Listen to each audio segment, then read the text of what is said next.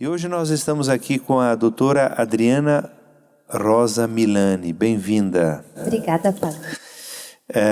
E nós vamos falar sobre cirurgia plástica consciente. Olha, eu achei esse tema interessante porque todo mundo quer ser bonito, doutora Adriana. Como é que é?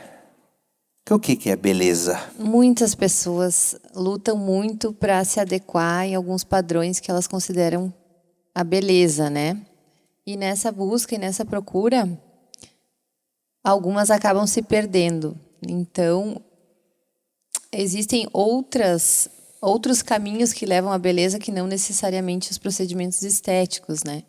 Então, é nisso que a gente tenta basear a cirurgia plástica consciente, essa ideia de escolher um procedimento cirúrgico quando realmente existe espaço para ele. Uhum. Você decidiu ser médica por quê? Como é que foi sendo construída o teu desejo de ser médica? Eu venho de uma família de pai e mãe médicos. E o meu pai é cirurgião plástico também. Então, ainda nova ali, meio que foi acontecendo uma condução através do exemplo, né? Principalmente o paterno. E quando eu passei no vestibular, que na época, em função da greve da Universidade Federal, começou um pouco mais tardiamente, eu passei quase um ano auxiliando meu pai no consultório, em curativos. E aí eu fui pegando gosto pelo ofício, né? E ali também eu acabei decidindo ir para a cirurgia plástica, que é o que eu faço hoje. E você compreende que o teu exercício ajuda e serve às pessoas, certamente, né? Sim. Porque a medicina faz um bem enorme. Mas por que você também tem falado ultimamente de cirurgia plástica consciente? Porque o cirurgião plástico poderia dizer assim, bom, eu preciso de trabalho e é bom que as pessoas venham aí, mas todos aqueles que chegam até você orienta e faz cirurgia plástica ou alguns você ajuda a compreender que não precisaria? Como é que é? Ao longo da minha trajetória, eu atendi pacientes e operei pacientes que não necessariamente receberam a cirurgia como algo que melhorasse a vida deles. Muito pelo contrário, era só mais um motivo de frustração, de decepção.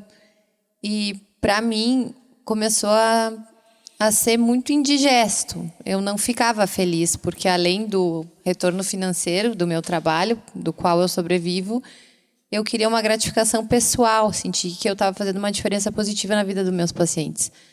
E a partir daí eu comecei a investir mais em entender esse paciente, em tentar selecionar se o meu procedimento cirúrgico iria se traduzir em bem-estar, em melhora de autoestima, ou seria então mais uma frustração se existiriam outros recursos que caberiam melhor naquele momento. E é a partir disso que eu estou trabalhando. E não me falta trabalho, muito pelo contrário, né? Hoje eu trabalho muito mais feliz e realizada do que quando não existia esse tipo de seleção. Quando você fala disso, você tocou a tua emoção, que dá para ver. Dá para perceber que, de alguma forma, você sentiu dor por fazer cirurgias que não precisavam ser feitas. Dor e surpresa. Eu acho que muitas vezes a nossa ignorância, misturada com um pouco de ingenuidade, nos coloca em situações de sofrimento, que ou a gente aprende com elas, ou a gente segue nesse caminho assim, né? Uhum. E sim, experiências negativas por falta de conhecimento, não necessariamente por ganância, mas por não entender o recurso que eu tinha nas mãos e saber trabalhar com isso, eu impus sofrimento para meus pacientes e também para mim. E hoje em dia, com um pouco mais de sensibilidade, de empatia, de tentar perceber qual é a motivação daquela pessoa que está vindo me buscar, se é uma pressão social, se é uma motivação legítima, né, de libertação, de poder virar de lado sem se preocupar com o perfil, ou poder acomodar um sutiã sem ter que ir mandar fazer numa loja especial. É completamente diferente. É na sutileza do detalhe que está a diferença. Eu só pude desenvolver isso com o sofrimento e com experiências negativas, né? E você hoje percebe que o teu trabalho está muito mais humanizado. Sim, sim. E não só o meu trabalho, mas por eu gostar de falar dessas minhas descobertas e compartilhar, né? E hoje em dia a gente tem a rede social para usar nesse sentido. Eu percebo que outras pessoas, mesmo que não necessariamente possam se operar comigo, também acabam se beneficiando, né? Os pacientes. Então, esse é um trabalho de formiguinha, é um trabalho que vai contra a corrente de pressão comercial, mas que é extremamente gratificante, tanto para mim quanto para meus pacientes. A questão, veja que tem ainda na igreja e na compreensão comum, muitas vezes as pessoas dizem, tem uma passagem que diz assim, vaidade das vaidades, tudo é vaidade. Então, a beleza, para muitos, seria vaidade. Eu, esses tempos, fiz transplante de cabelo, né? Por quê? Porque eu achei que poderia fazer o recurso. Tá aí, a clínica é aqui perto. De vez em quando os músicos aí me enchiam o saco dizendo, padre, as tuas entradas estão grandes e tal. É só para me tirar, né? Eu disse, não, vamos ajeitar isso aí. E não era uma questão de baixa autoestima, mas a questão de ter o recurso, e hoje o avanço também da questão da medicina e tudo, possibilita que a pessoa se sinta melhor. Eu estou sempre aqui me expondo também em vídeos e tal, e se a gente aparece bem, não faz mal. Não. E uma porque eu estudei na filosofia que a beleza vem de Deus. Sim. O belo, Deus é bom, é belo, os atributos de Deus é justo e assim por diante.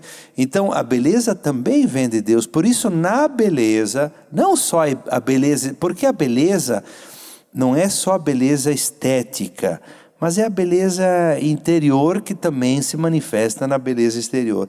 Então o cuidado de si é sempre muito importante. E você ainda percebe nessa questão da estética que tem exageros, certamente. Muitos exageros. Sim. Pessoas que nunca estão satisfeitas com nada, com o seu corpo, com o seu rosto. E aí? Como é que eles vêm até você e você ajuda no quê? Você também orienta e diz, olha, aqui provavelmente tem que buscar uma questão psicológica, compreender isso. Depois a gente pode te ajudar em alguns aspectos, mas não, talvez você esteja exagerando. Como é que é? Eu tento entender a motivação daquele paciente, né? Porque a maior parte das pessoas estão em busca de aceitação, de pertencimento. E muitas vezes elas entendem que essa aceitação vai vir de uma aparência inquestionavelmente perfeita, né? O que é um grandíssimo engano, né? Como tentar agarrar fumaça, porque essa beleza nunca chega. A gente vê pessoas lindíssimas que, examinando mais a fundo na intimidade, tem lá os seus problemas, os seus recalques, ou seja, quando o senhor diz que o nosso corpo acaba sendo a nossa morada, assim como a gente gosta de estar nesse ambiente bonito, a gente quer estar no nosso corpo bem acomodados. Quando a gente vê essas pessoas que estão em busca de alguma coisa, a gente não sabe se elas estão suficientemente bem acomodadas dentro da alma delas, né? Então, eu tento perceber, porque as pessoas são muito bombardeadas pela pressão comercial das redes sociais. Então, certo. Às vezes, né, o pessoal mais jovem tem essa pressão. Às vezes pode ser por alguma relação interpessoal, né, com alguém que a gente sempre fala que na cirurgia plástica o cirurgião plástico não afia as flechas do cupido, né? Então, Não tem que ser com finalidade de conquistar ou reconquistar alguém. A cirurgia plástica, a motivação correta da cirurgia plástica é por eu me amar, por eu me respeitar, por eu respeitar o meu corpo, eu mereço esse ato de coragem que é se submeter a um procedimento cirúrgico com toda a seriedade envolvida em uma cirurgia, né?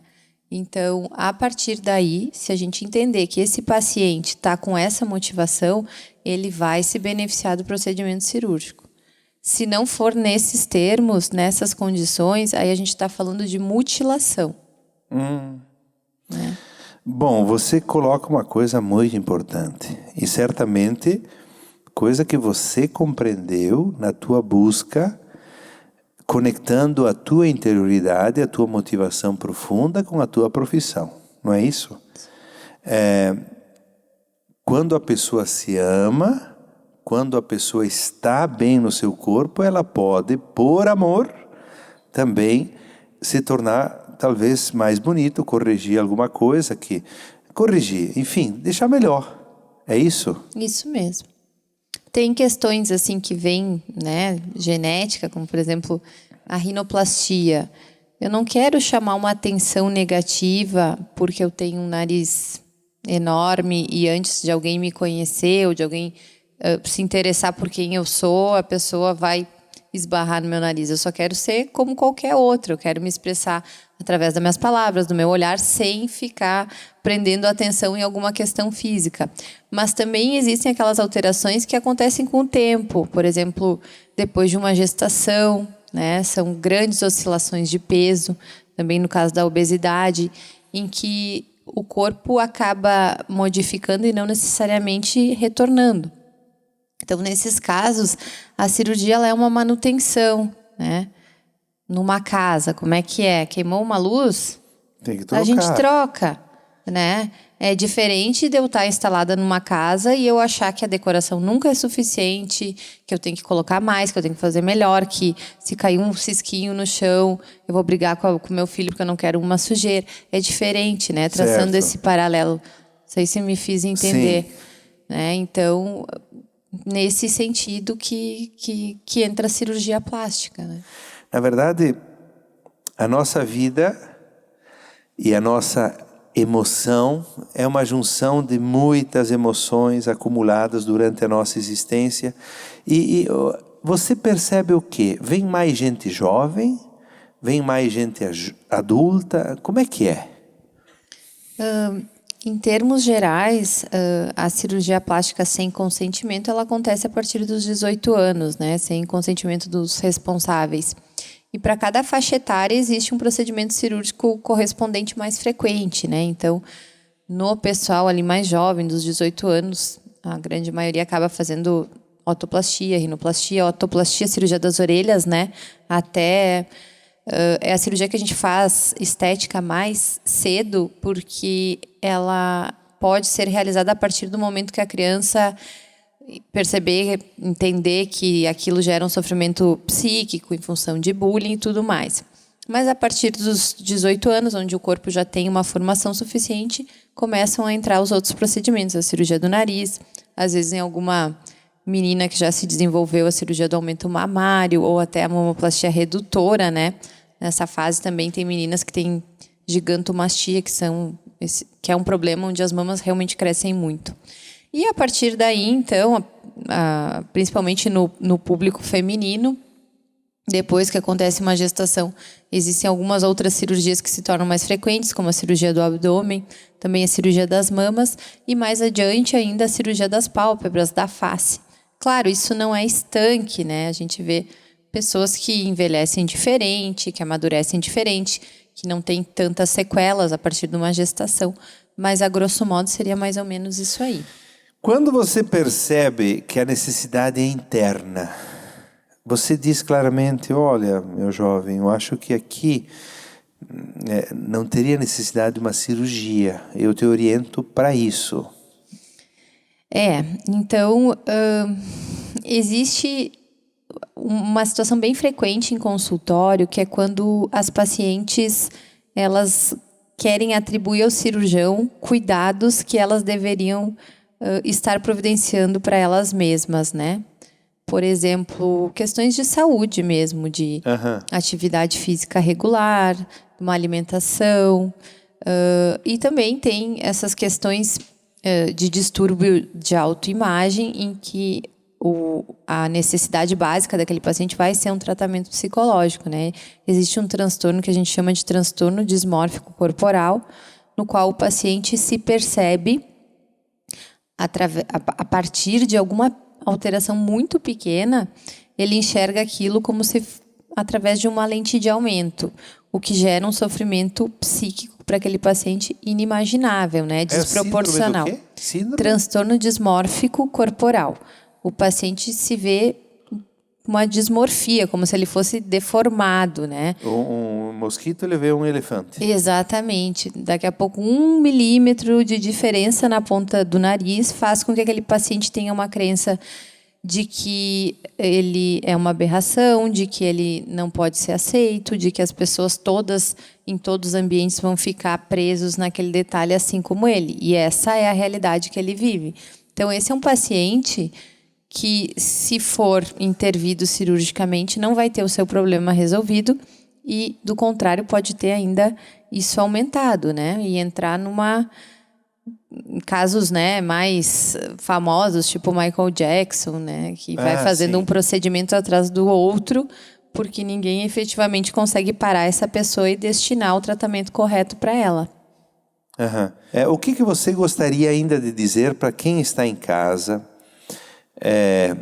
Agora, pensando como médica, mas também como pessoa, você que foi fazendo o seu processo, o que é importante na vida? Para quem está em casa, muitas vezes jovem, ou está lá deprimido, enfim, pessoas no cenário de hoje. Tá. Uma coisa que eu gosto muito de falar para os meus pacientes é que é muito difícil hoje a gente conseguir fazer uma escolha respeitando a nossa vontade interna, porque existe muito barulho no entorno, muitas pressões, muitos apelos, e a gente tem a sensação de que precisa ir atrás do que a sociedade acaba impondo. Mas sempre que a gente pensar, principalmente fazer um procedimento cirúrgico, é importante silenciar esse barulho e criar uma relação mais forte e mais íntima conosco para entender se o que a gente está planejando fazer, em termos de procedimento cirúrgico, representa de fato a nossa vontade, né? Se é a voz da nossa alma que está falando ou se é só uma maneira de aceitar o que alguém está impondo para a gente, porque isso faz muita diferença no resultado. Muito bem, eu senti, assim, na sua expressão, muita humanidade no teu exercício da medicina. É isso que importa. O mundo precisa de gente que trabalha, gente que serve, mas gente que ajuda, de fato, as pessoas a compreenderem o mais essencial. O mais essencial é a pessoa se amar. É isso aí. Estar bem.